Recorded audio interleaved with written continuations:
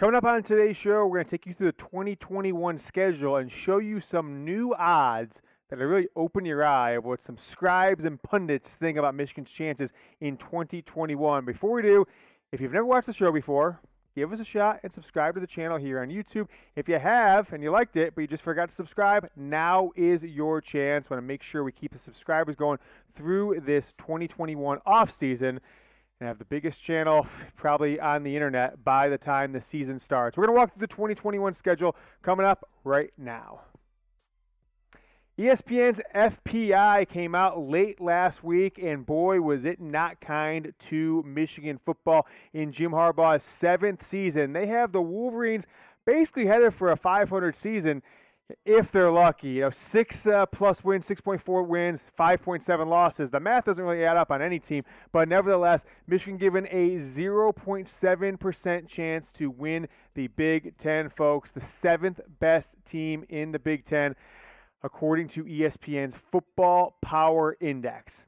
Michigan's never been this having poorly expectations coming into a season under Jim Harbaugh. Frankly, this is Rich Rod and the last season of Brady Hoke level. No one is expecting anything from the fans to the local blog boys to the national media. No one expects Michigan to do anything of substantial success this year. So I'll ask you guys, who do you believe? Do you believe them? Do you believe Power Index? Do you believe me? Predict Michigan's 2021 record, the 12 games that are currently on the schedule. I want you guys to go in the comments and predict what will Michigan's schedule record be in this 2021 schedule, coming off a 2-4 season, which a lot of way some people would call the worst season in 50 years in some regards, based on expectations and, of course, how they looked coming off that first game. Let's start off talking about the odds here. Michigan given a 0% chance to win out. 0% chance to win out. They see no possible way it could happen. 71% chance to win, let's say 6+ games, Tom. 2% chance to win the Big Ten East. 2% chance to win the Big Ten East. 0.7% chance to win the Big Ten, and a 0% chance to make the college football playoff. And as you see across the bottom of that screen, a 0% chance to make the college football playoff title game.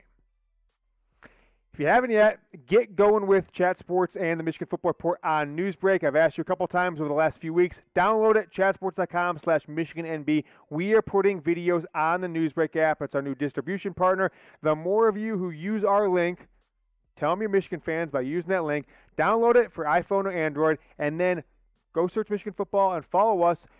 The better we'll do, the more videos we'll put out, both on YouTube and on Newsbreak. On the app, you can get local news and weather, politics, if that's your thing, awesome sports content, not just from us, but all the local blog boys, newspapers, etc. They'll all be there on the Newsbreak app. So get going, download it, chatsports.com/MichiganNB is the place to be. Again, all your local sources, all the news and information from around the internet. They aggregate it up. If you live in Detroit, if you live in Ann Arbor, no matter what your zip code is, Newsbreak has you covered. Download it, chatsports.com/MichiganNB.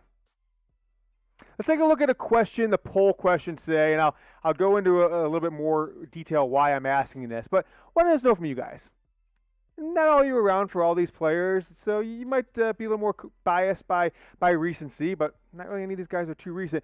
Who's the best Michigan wide receiver of all time? If you're a throwback to the late 70s, early 80s, you might want to type Anthony Carter, AC, the original number 1, Braylon Edwards, 2001 through 2004, and then Desmond Howard, the 1991 Heisman Trophy winner. Type AC for Anthony Carter, BE for Braylon Edwards, or type DH for Desmond Howard. Go down in the comments, let me know, because I don't see anybody on Michigan's roster that represents anything like these three guys gave the Wolverines. And so I'll add to why I asked that question.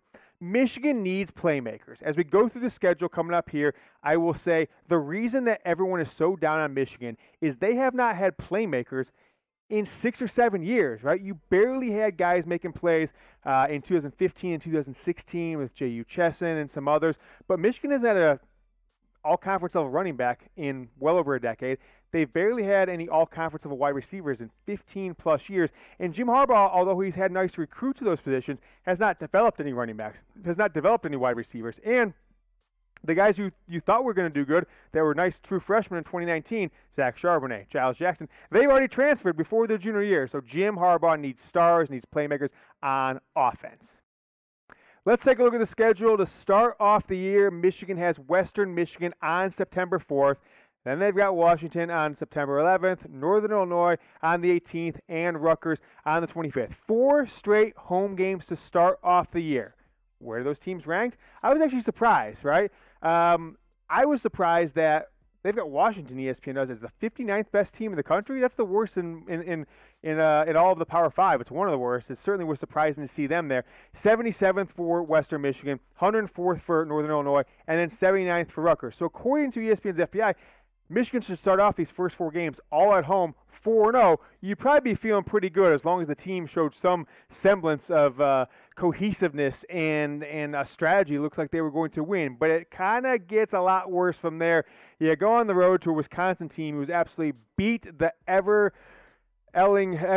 crap out of Michigan the last 2 years.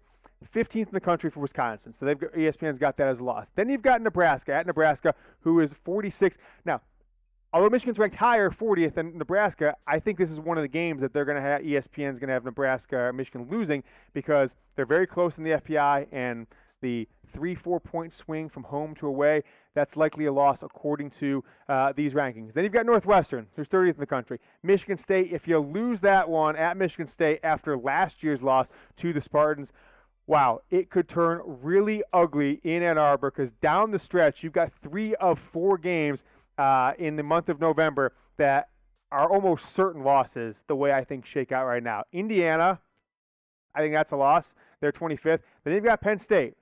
They're up there in the top 10. A Maryland team, you're going to go on the road who's 55th. You should win that game. You better win that game. And then Ohio State at 5th best FPI. I bet by the time the season rolls around, they might be up to 3rd or 4th. And definitely by the time this game rolls around, I expect Ohio State to for sure be up in there. So this is not looking good.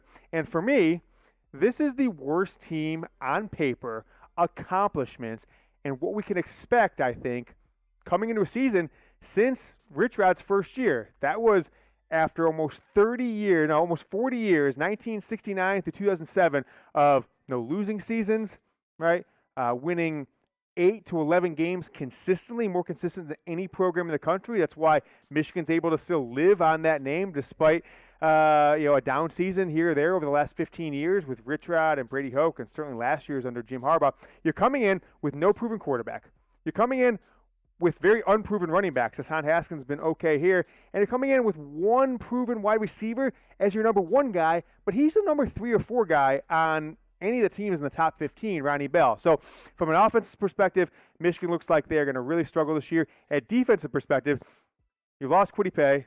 Your linebackers are getting switched up. You're kind of running a 3-4 hybrid. And your secondary, although they're all returning, it was the worst secondary in the Big Ten last year, maybe the worst in school history. So this team does not have any expectations, in my opinion, and in the opinion of the prognosticators and scribes out there in ESPN's FPI who predict Michigan to likely have a 6-6 record, maybe 7-5 if they are lucky. So that is all today. You've got Michigan's schedule. You got the predictions of what games they're supposed to win, and you've got my take.